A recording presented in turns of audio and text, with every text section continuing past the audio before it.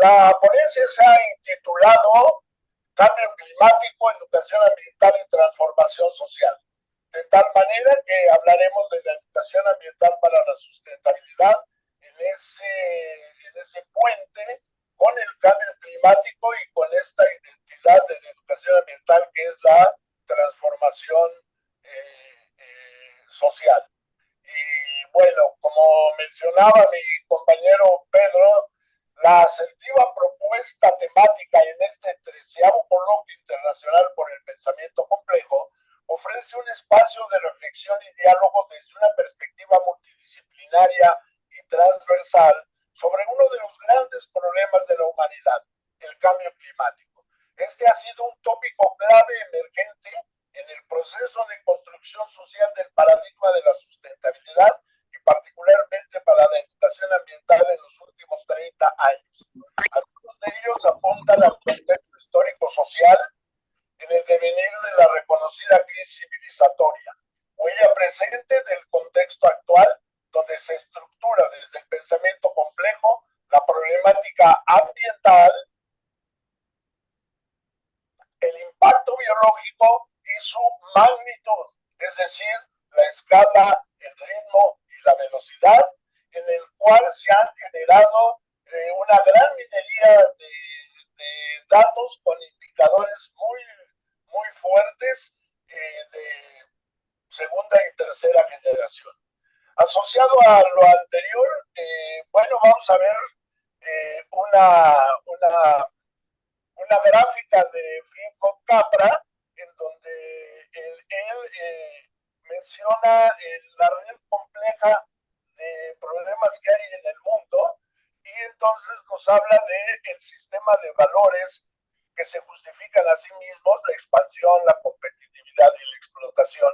En esta línea central hacia abajo, bueno, esta sensación de inseguridad, el armamentismo, los enormes gastos militares que hoy observamos en este momento y que ha significado un crecimiento insostenible a largo plazo, un creciente gasto de energías no renovables, de combustibles fósiles, que ya todos conocemos esta línea que va desde el carbón y sus emisiones de CO2, y bueno, el incremento de estos en las cuestiones del petróleo, los conflictos geopolíticos y demás.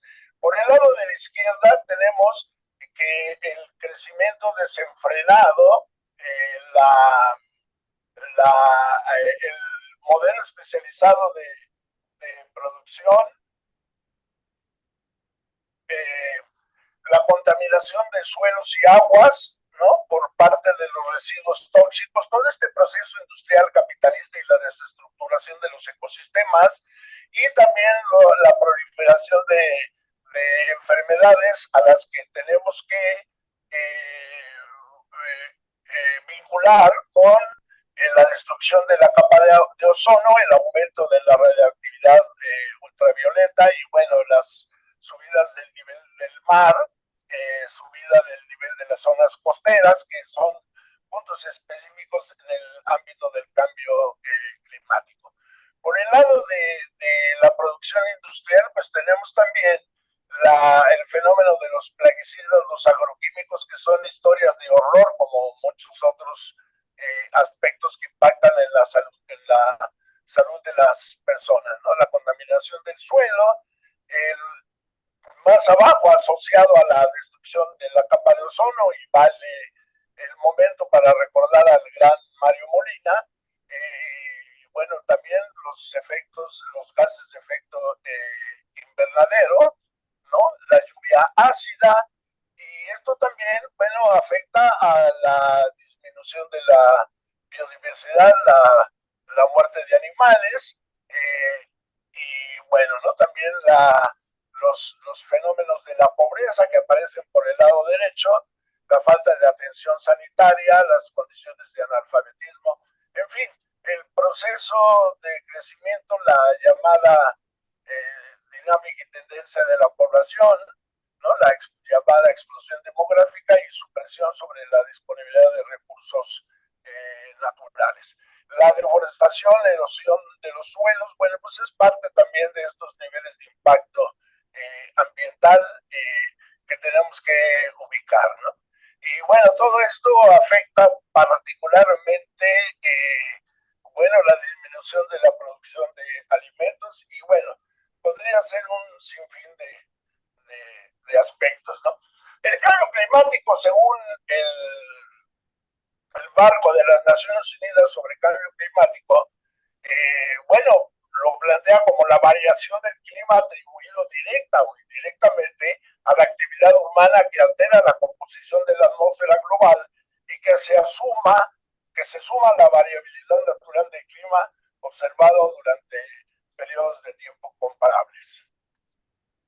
El sistema Tierra tiene sus fronteras planetarias. Si partimos del cambio climático, bueno, pues entonces también estaremos hablando de la contaminación química, de la reducción de la capa de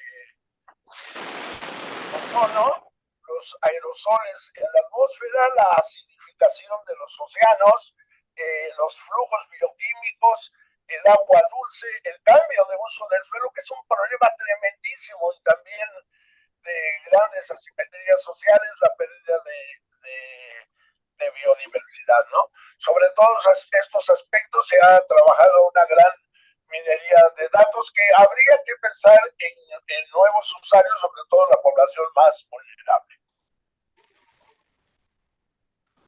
De igual manera, la crisis climática, ya decíamos, la acidificación de los océanos, el agujero de ozono, el ciclo del fósforo, el uso del agua, la deforestación y cambios de uso del suelo, la contaminación de partículas de la atmósfera, la contaminación química y bueno, cuáles son los límites, las fronteras en estos aspectos que han sido trabajados sobre bases científicas indicadores contundentes. Bueno, México ocupa el 12º lugar y emite el total ocupa el segundo, el 12º lugar en cuanto a emisiones de contaminantes en la atmósfera, particularmente de CO2 por quema de combustible fósiles, ¿no? Estos datos no han variado mucho. Por ahí está, por encima de México, bueno, está China, está Estados Unidos, están muchos países del norte industrializado, desarrollado, y bueno, sin embargo, aunque México y América Latina ocupan una porción menor en cuanto a esta contribución de emisiones, sin embargo, nuestra región latinoamericana, mesoamericana, pues es de las regiones que más serán, que son y serán impactadas por los fenómenos ecológicos.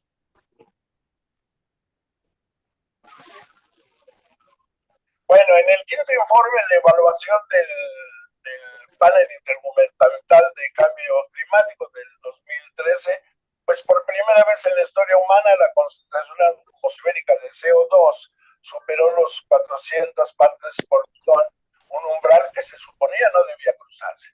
Mientras tanto, las emisiones de gases de efecto invernadero continúan creciendo a pesar de las fluctuaciones de la economía mundial y de algunos esfuerzos.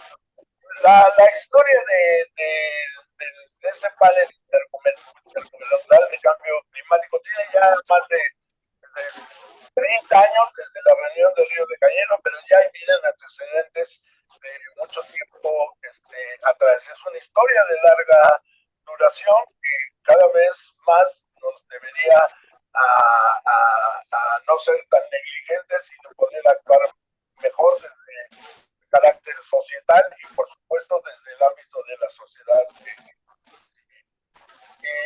Bueno, asociado al escenario anterior, emergen las claves sociológicas sobre el impacto de la calidad de vida de las personas y la población en general.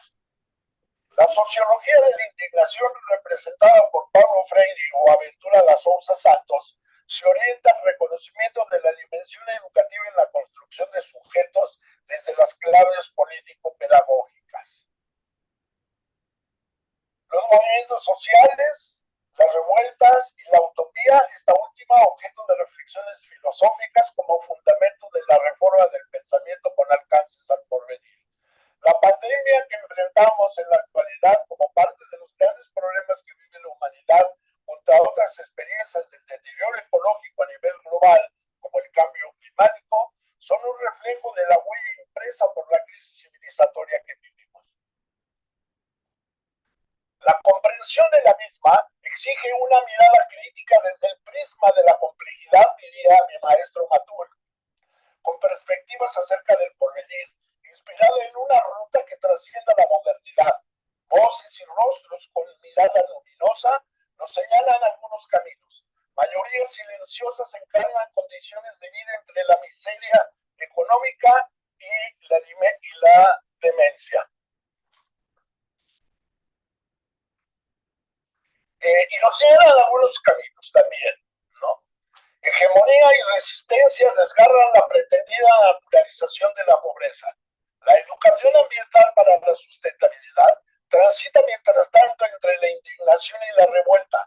Los movimientos sociales emergentes impulsados por una ética intercultural y una pedagogía de las identidades. La subjetividad, ¿no? Categoría central en los procesos de construcción de sujetos, recrea visiones, ensancha inéditos proyectos del imaginario colectivo con propuestas visibles hacia una reforma del pensamiento, generando impulsos libertarios para una política civilizacional. Si el ambiente, al decir de Enrique Leff, no es la ecología, sino el campo de relaciones entre la naturaleza y la cultura, de lo material y lo simbólico, del ser como existir y pensar, del saber cómo las estrategias de apropiación del mundo y la naturaleza, es posible intuir que la guerra próxima será definitivamente contra el ambiente. La epistemología ambiental pasa pues hoy por las vigilias, no un oficio de difuntos ni comidas con abstinencia, sino un trabajo hecho durante la noche. La epistemología ambiental que no solo pase por un saber, sino ante todo por un trabajo global durante la noche y que ponga en el primer punto de su plataforma política el deseo humano de seguir viviendo sobre la tierra de día, iluminado con la fertilidad del sol, incluso de un sol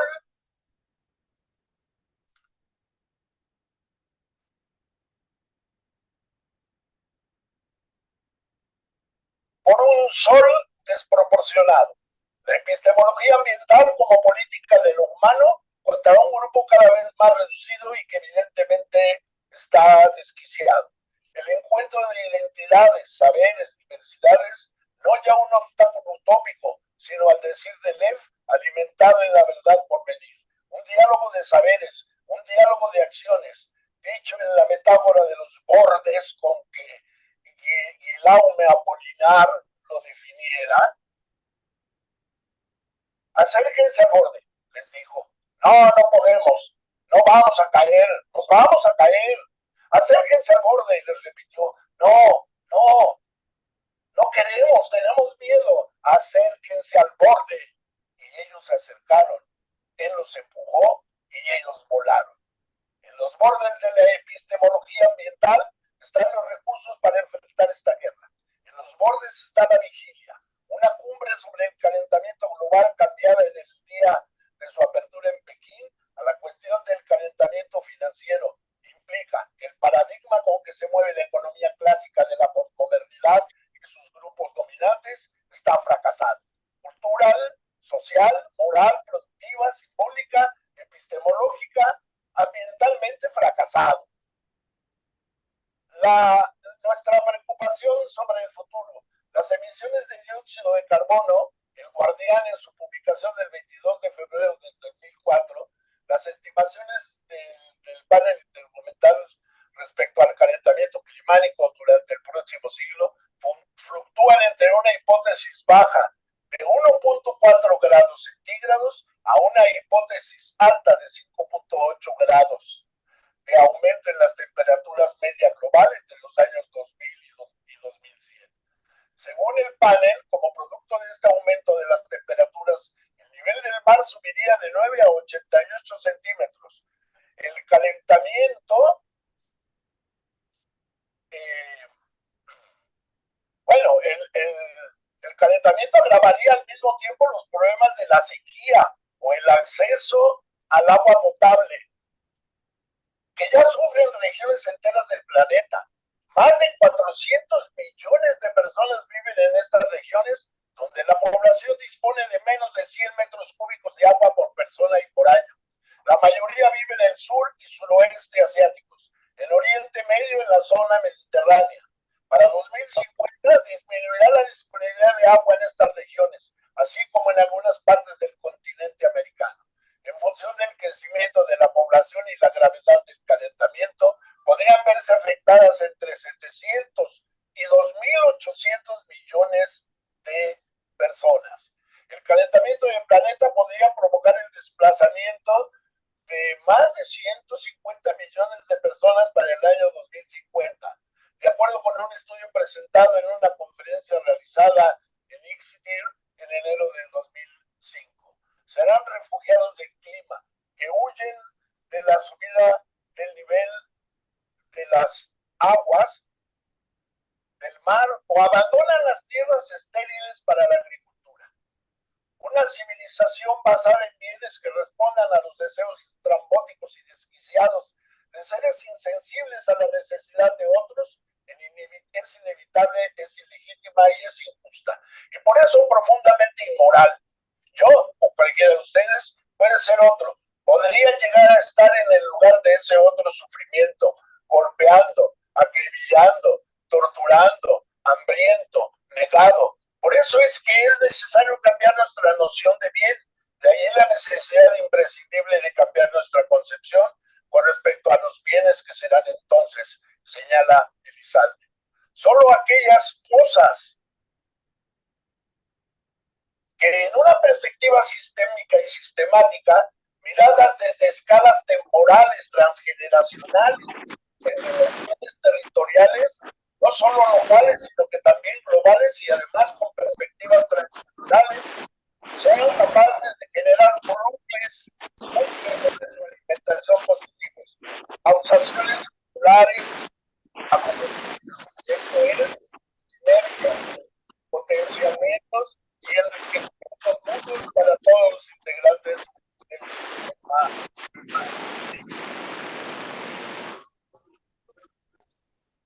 El cambio ambiental y climático, así como las amenazas hidrometeorológicas, afectan a los individuos y la humanidad cuya percepción de inseguridad cambia.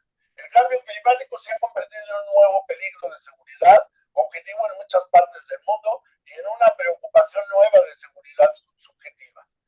El cambio climático antropogénico, con sus dos características principales, el aumento de la temperatura y el nivel del mar, así como los peligros hidrometeorológicos extremos, representan nuevas amenazas, desafíos, vulnerabilidades y riesgos para la seguridad del planeta, para los estados-nación como para los seres humanos. Al respecto, hay un gran esfuerzo de reconceptualizar la seguridad en el mundo a partir de lo ambiental.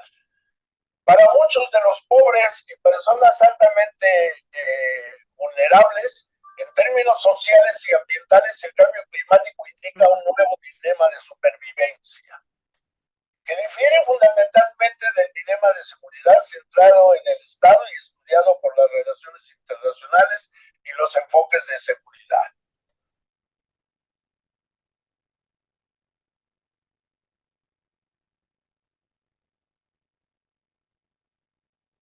América Latina y el Caribe contribuyen con una parte muy menor de las emisiones de efecto invernadero, pero es una de las regiones más vulnerables al cambio climático, sin que el financiamiento verde acelere su presencia en este territorio. Para darnos una idea, bueno, en la nata de 53.786 millones de toneladas de dióxido de carbono, equivalentes emitidas el año pasado a nivel mundial, América Latina y el Caribe fueron responsables del 6.84% Y solamente Brasil y México contribuyeron con 3.900,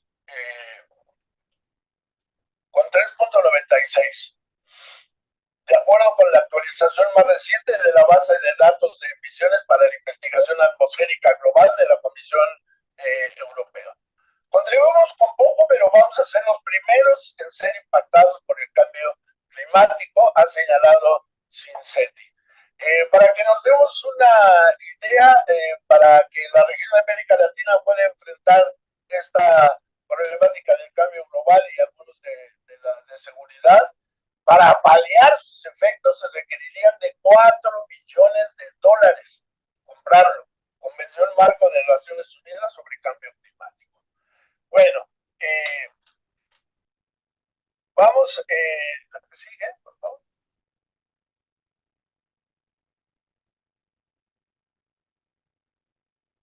Bueno, tenemos también las amenazas, los desafíos, las vulnerabilidades y riesgos que genera el cambio climático, particularmente debido al aumento de la temperatura y del nivel del mar.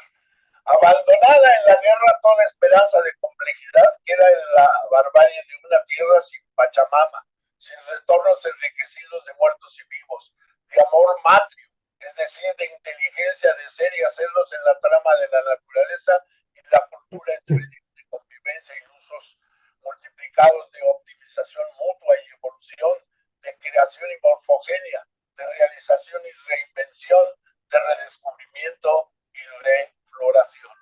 La tierra prometida no puede ser la tierra conocida. No hay solución única como tampoco futuro esplendoroso, pero hay la asunción de la conciencia sobre la estupidez global. La vigilia contra la estupidez programada incluye vocación de lucha contra la indiferencia. Con Morín argumentamos que aún no comprendimos las fuentes de la aventura que vivimos, pero estamos en los bordes. Alguien debe de empujarnos por la espalda a volar. Nosotros mismos, aquí mismo. Podemos no esperar nada desde ahora. Podemos esperarlo todo desde ahora. Lo que no podemos es transigir con tanta criminal estupidez. La complejidad de los problemas planteados por la crisis postmoderna del hombre no es reductible a una crisis de burbuja financiera, pero la brújula reventó y lo que queda en el hombre es el hombre desnudo. Somos nosotros, hoy, aquí, con vida. Para detener la nube amarilla hay que descongelar el cielo, lavarlo en el mar de los sueños y las vigilias y volverlo a su lugar. La relegación de las categorías y conceptos incorporados en el presente trabajo responde al alcance epistemológico, el cual es visible en el manejo teórico y metodológico que se ha hecho en el campo de la educación ambiental y que se justifica en el contexto de los grandes problemas que vive la humanidad, tal es el caso de la pandemia y del cambio climático. Del carácter global de esta problemática inmersa en la denominada emergencia planetaria de la crisis civilizatoria, emerge la necesidad de impulsar una visión y una mirada de futuro con mayor alcance de las propuestas de reforma del pensamiento. Los planteamientos de reconocidos intelectuales como Paulo Freire, Tomás Berry, Edgar Morin, Friedrich Capra, Augusto Ángel Maya, Ana Patricia Noguera, Teresa Pozzoli, Daniel Matul, Enrique Lev, Javier Reyes, Felipe Reyes, Selva Castro, entre muchos otros del ámbito latinoamericano, han generado un espacio de actuación en el campo de la educación ambiental para la sustentabilidad, triangulando el papel de la educación, la ciencia y la tecnología en una dialéctica social e histórica y perspectiva clara de desarrollo humano y sostenible sobre la base de construcciones y presupuestos teórico-metodológicos del pensamiento complejo. En palabras de mi dilecto contrapache y maestro, el doctor Daniel Matul, la complejidad del ser en el caótico universo, educación, vivencia profunda que decodifica la conciencia, que son narrativas expresadas en este coloquio y que nos inspiran y nos dan orientación en estos momentos.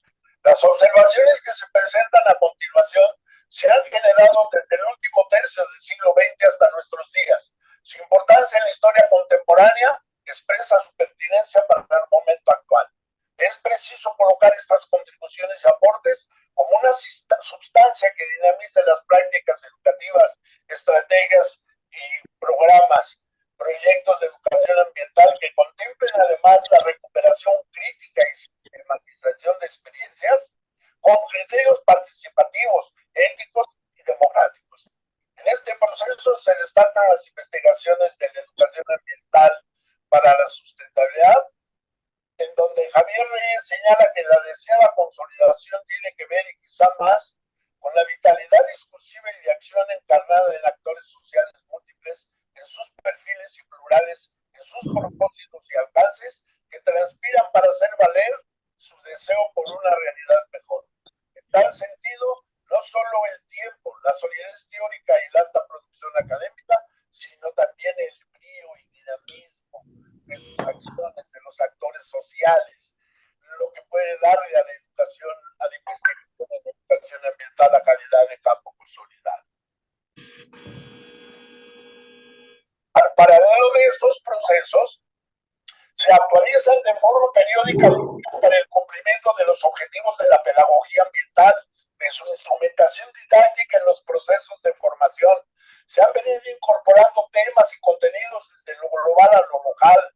Se han aprovechado la minería de datos ambientales generados en los espacios de investigación, temas clásicos de biología, evolución, neurobiología, cambio climático, biología de la conservación, en un reencuentro y síntesis con las ciencias sociales y pedagógicas, con el ejemplo paradigmático de la antropología y la ecología en sus diversas vertientes. Ecología de poblaciones, ecología de saberes, ecología política, sociología ambiental, así como campos específicos, por ejemplo, el de la transformación digital para la gestión sostenible, los recursos naturales.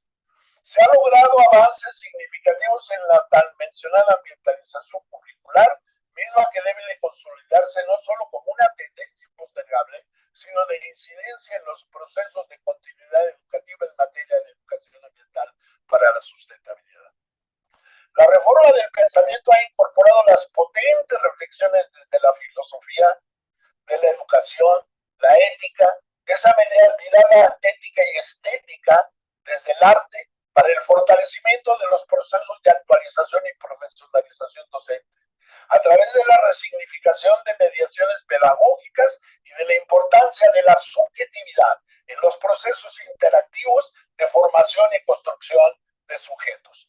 Asociado a lo anterior, se puede subrayar que la educación ambiental para la sustentabilidad no solo es un concepto que ayuda a entender el proyecto civilizatorio dominante, sino también una realidad encarnada en los contextos locales.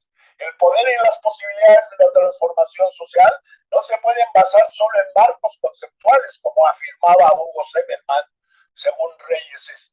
El ritmo de la realidad es más lento que el de la construcción conceptual, sino en las más expresiones sociales donde se movilizan ciudadanos, en cuyas iniciativas sociales, se manifiestan diferentes perspectivas, con frecuencia parciales, sesgadas, sin congruencia conceptual, pero que en medio de las divergencias muchos se niegan desde sus prácticas investigativas y de intervención social, tanto a asumir acríticamente ideas ortodoxas de un mundo globalizado, como para convertirse en una cadena de transmisión del modelo urbano industrial. Los proyectos de educación ambiental presentan una interpretación en diferentes gradientes acerca de la necesidad de impulsar una reforma del pensamiento en todos los ámbitos, en la dinámica de las relaciones entre los humanos y la de estos con la naturaleza. Se requiere abordar la construcción sistemática de conocimientos con claras intenciones de cerrar las brechas existentes entre las tareas investigativas con los proyectos y las prácticas pedagógicas, sin perder de vista las contribuciones que aportan otros ámbitos sociales. Siendo el cambio climático el punto de encuentro y convergencia de los tópicos acotados en el título presente del trabajo, se presentan estas reflexiones. No nos enfrentamos tan solo con amenazas virales, sino que hay otras catástrofes que asoman en el horizonte o que ya están ocurriendo. Sequías, olas de calor, tormentas mortales. La lista es muy larga. El problema que venimos arrastrando no es necesario, no es sencillo. Es como un padecimiento psiquiátrico a nivel crónico, pero que se debe de tratar y solo puede tratar de forma amable, sin tosquedad, nada de ella. Tenemos que reivindicar a la cultura, el arte, la ciencia y la investigación como los pilares fundamentales de la verdadera transformación social y natural. El sector educativo debe asumir una posición antropopolítica seria y comprometida. El sector educativo debe entender y reinterpretarse en el camino de otorgar una comunidad mundo a las generaciones actuales, y eso solo puede darse a través de la interrelación con el arte, la cultura y la ciencia. Hacer comprender a los niños, adolescentes y jóvenes que las especies, la geografía y el humano no son moneda de cambio, sino que son vida que nos acompaña en esta ruta efímera, ya que lo único que puede existir después de nosotros será la tierra. La crisis se convierte en la causa que explica todo lo demás. Escandalosa concentración de la riqueza y la negligencia de medidas efectivas para prevenir una inminente catástrofe ecológica. Siguiendo a Da Souza, dentro de lo que él denomina la elasticidad de lo social, se derrumba la idea conservadora de una ausencia de alternativas de vida a la exigida por el exacerbado capitalismo en el que vivimos. Resulta evidente que no hay disyuntiva porque el sistema político democrático se ha visto, ha sido condicionado a no debatir alternativas. Sin embargo, la sociedad civil, los movimientos sociales, la construcción de ciudadanía, genera espacios alternativos de construcción de sujetos. Las alternativas se entrarán cada vez más con mayor frecuencia en la vida de los ciudadanos, agudizando el impacto de las crisis pandémicas, los desastres ambientales y los colapsos 25, financieros. 30.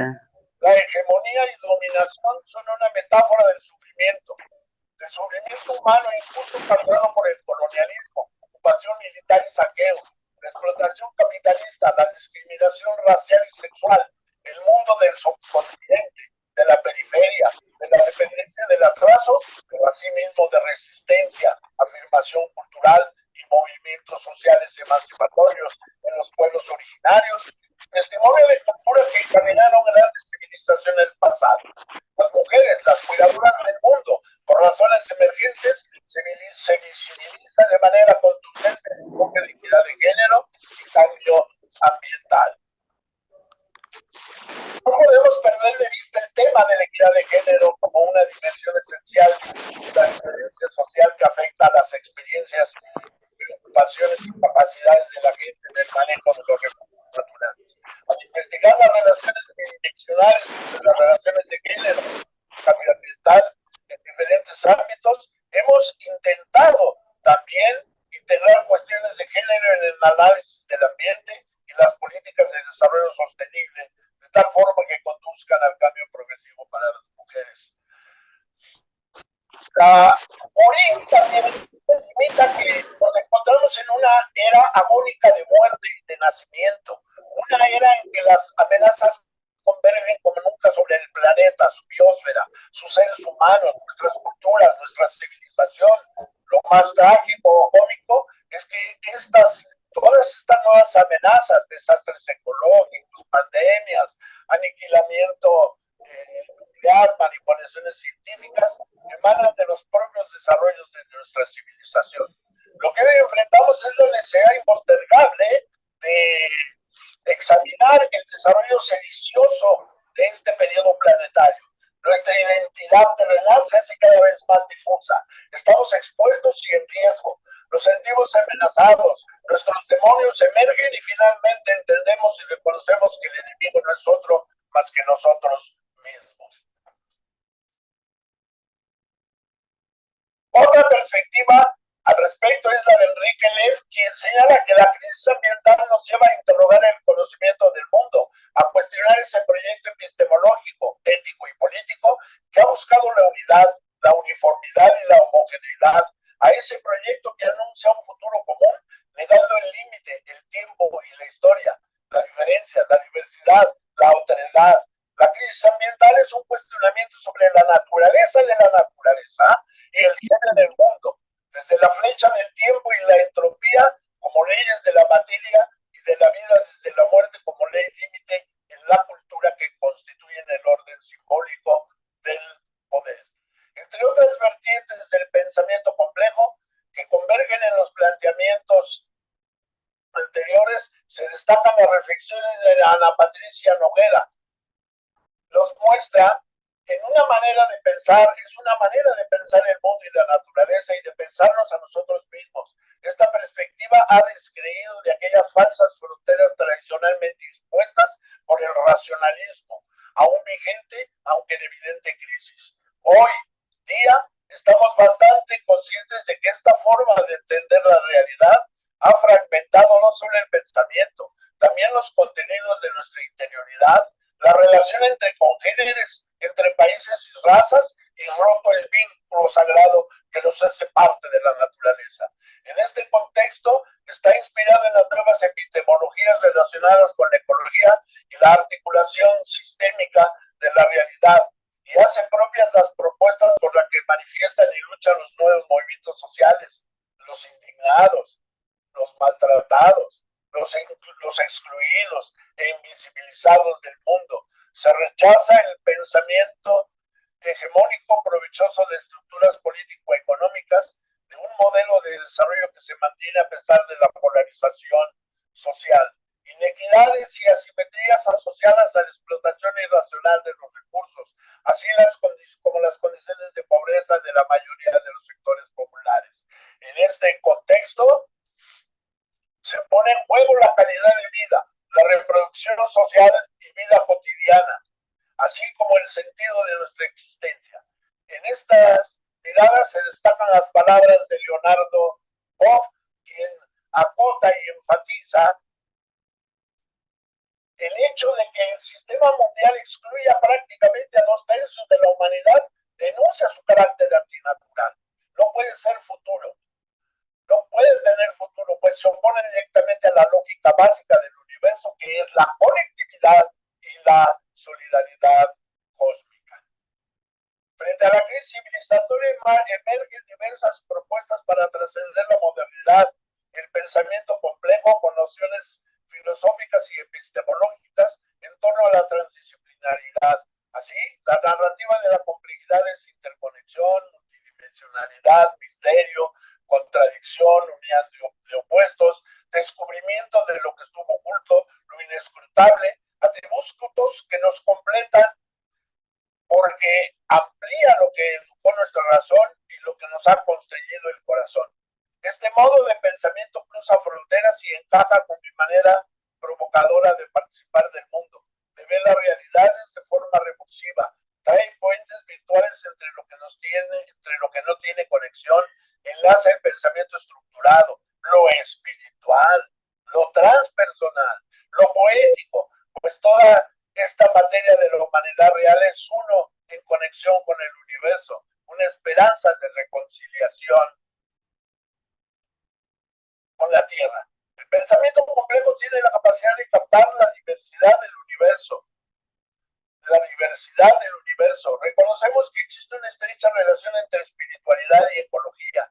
La práctica de la espiritualidad en el sentido de la celebración de todo el proceso cósmico.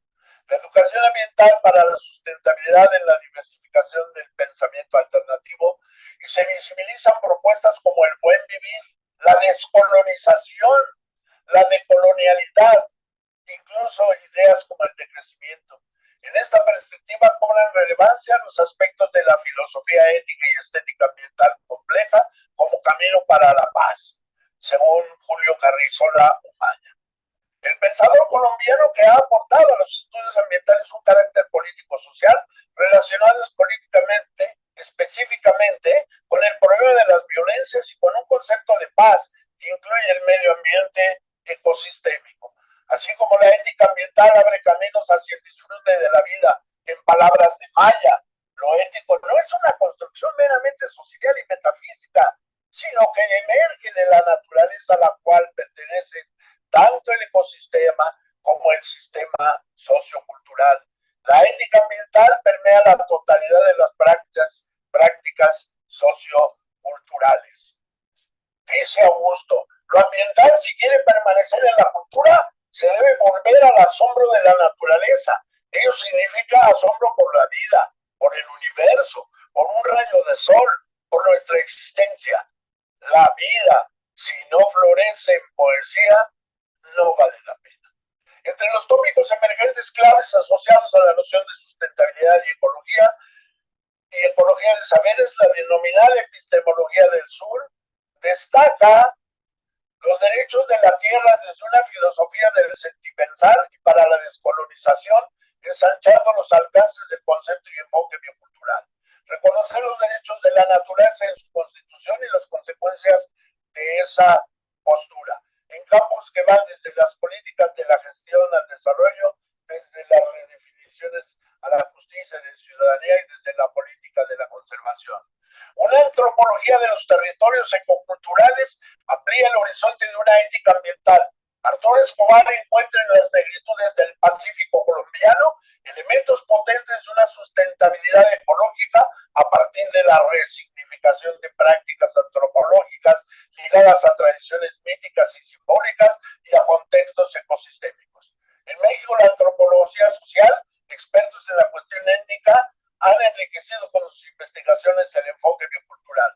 Solo por citar algunos de mis maestros, Edgar Boge, Andrés Medina, Miguel Bartolomé, Luis Aparé, José Luis Nackenson, Miguel Matul. Daniel Matul. La ética para la sustentabilidad es una ética de la diversidad donde se conjugan elementos de diversas culturas. Esta ética alimenta una política de la diferencia. Es una ética radical porque va hasta la raíz de la crisis ambiental. Es una ética radical porque va hasta la raíz de la crisis ambiental para remover todos los cimientos filosóficos, culturales, políticos y sociales de esta civilización hegemónica, homogeneizante, jerárquica, despilfarradora, sojuzgadora y excluyente. La ética de la sustentabilidad es la ética de la vida y para la vida. Es una ética para el reencantamiento y la reerotización del mundo, donde el deseo de vida reafirme el poder de la imaginación, la creatividad y la capacidad del ser humano para transgredir las irracionalidades represivas. Para indagar de lo desconocido, para pensar en lo impensado, para construir el porvenir de una sociedad convivencial.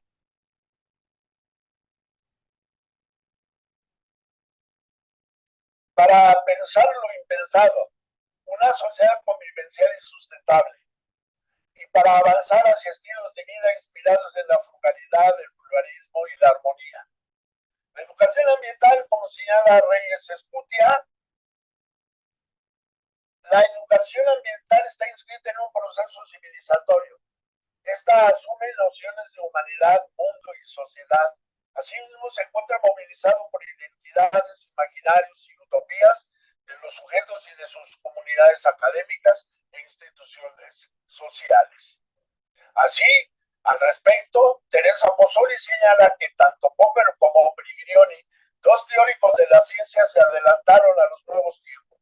Ellos pudieron visualizar con antelación que las divisiones disciplinarias tradicionales del positivismo debían darse por superadas. Sostuvieron que en el siglo XX se pasaría de la ciencia de los relojes a la ciencia de las nubes y que entonces ya no existirían las fronteras cartesianas que habían relegado al arte fuera de las materias del intelecto, haciendo ajeno también a la vida de las personas. En esta obra entendemos que el arte, la creatividad y la belleza son insumos fundamentales para impulsar la vida y preservarla. Al incorporar el arte en la propuesta que dio sentido a la reunión de estos artículos, recordamos que Abraham Maslow entendía respecto a la experiencia artística como aquella que representa la mejor educación y permite estimular el crecimiento complejo de los seres humanos. El arte es un poderoso argumento que facilita el hecho de redescubrir dimensiones impensadas y desconocidas de la propia humanidad. El arte es una vida de enriquecimiento interior que tiene una estrecha relación con la espiritualidad. El proceso creativo de darle vida a una pintura, un poema, una canción, una melodía, no es producto de la imaginación individual solamente, sino del flujo universal de la imaginación que se expresa mediante el vehículo de la vida.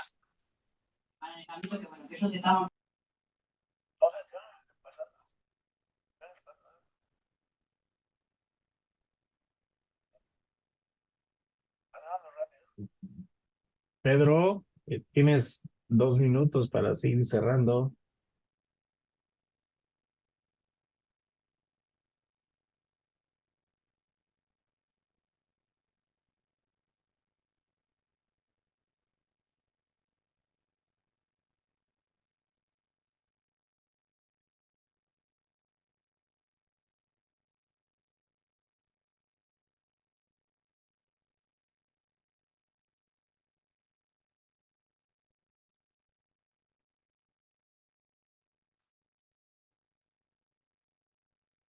Gracias por su atención.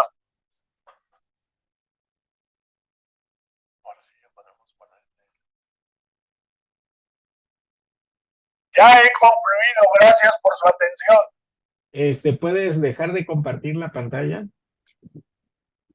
Ahí estamos. Bien, hemos escuchado las aportaciones, luces y conocimientos de Pedro Guevara Pfeffer. Vamos a abrir un espacio de 10 minutos para poder preparar la mesa que sigue.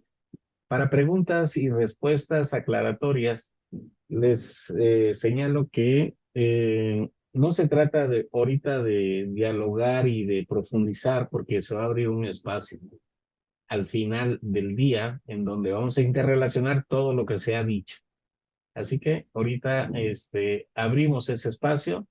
Los que quieran hacer preguntas pueden hacerlo. Pueden pedir la palabra para hacerlo.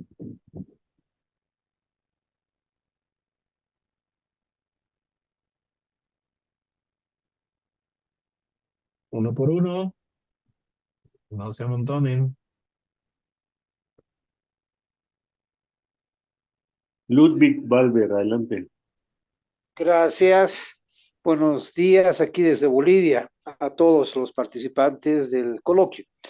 Interesante las reflexiones del doctor, pero a mí me asalta una curiosidad respecto a estos temas que vienen analizándose y debatiéndose ya varios años, sino varias décadas en el mundo. Estos enfoques, por ejemplo, de crisis civilizatoria, ir más allá del postdesarrollo, postcapitalismo, etcétera. Yo le pregunto al doctor si es que él conoce de alguna experiencia significativa, válida, en alguna parte del mundo, quizás no solamente el mundo sur o Latinoamérica, pero en alguna parte del mundo, que podría de alguna forma enseñarnos por dónde por dónde ir en la superación de las crisis que ha señalado el expositor. ¿Hay alguna parte del mundo, alguna región que al menos estaría trabajando algún escenario alternativo más allá de los temas de crisis civilizatoria que ha planteado? Sí, por supuesto que sí. Se empezó a hablar de crisis ambiental, después se habló de crisis civilizatoria, después se habló de emergencia planetaria, después se habló del antropoceno y demás. Por razones de orden lógico se tiene que considerar tratándose del tema del cambio climático, pues se debe de seguir de partir de ahí. Desde el punto de vista de la educación ambiental es partir de la crisis y luego el porqué de la sustentabilidad, qué no?, del desarrollo sustentable, y luego el papel de la educación ambiental para la sustentabilidad.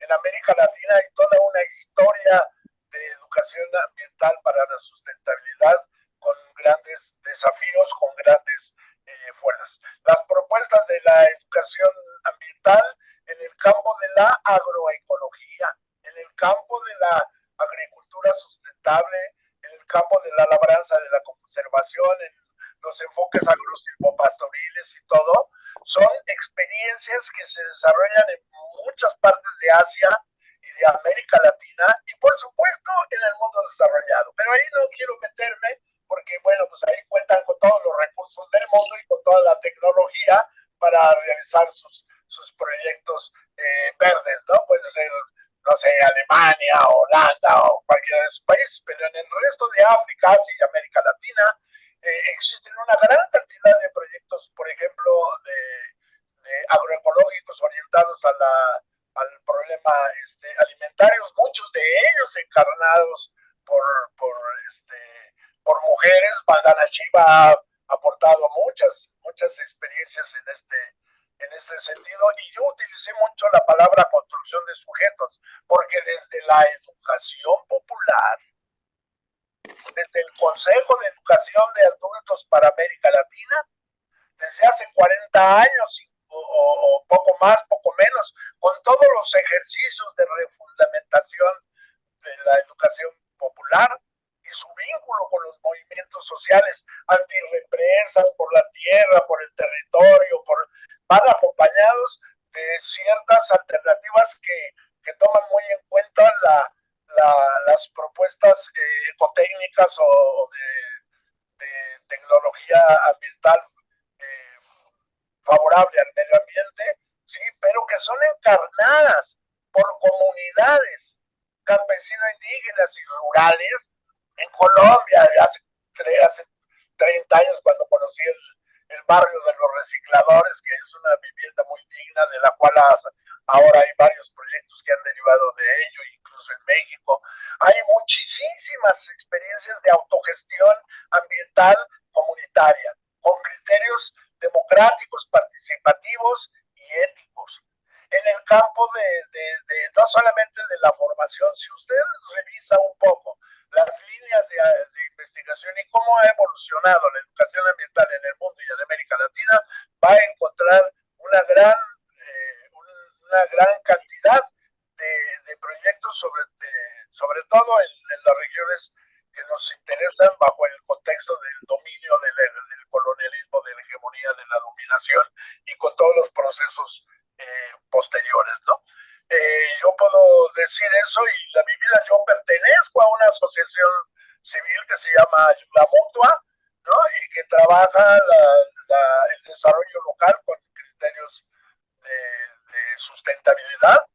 Y bueno, somos miembros del Consejo de Educación de Adultos para América Latina, ¿no? Y hay experiencias pues muy valiosas, ¿no? Que en el campo de la educación ambiental, como campo consolidado y en términos de investigación, están claramente documentadas y evidenciadas. Yo tuve la oportunidad de estar un par de veces en Cochabamba, Brasil, y ver cómo la educación popular, este proceso de construcción de sujetos en el ámbito de ambiental y, por supuesto, de acciones desde lo local frente al problema del cambio climático. El cambio climático es un discurso que ya tiene una larga duración y que parece, a partir de las preocupaciones societales, apareciera como que es reciente, como que es una moda. No, la educación ambiental lo ha trabajado desde hace 30 y 40 años.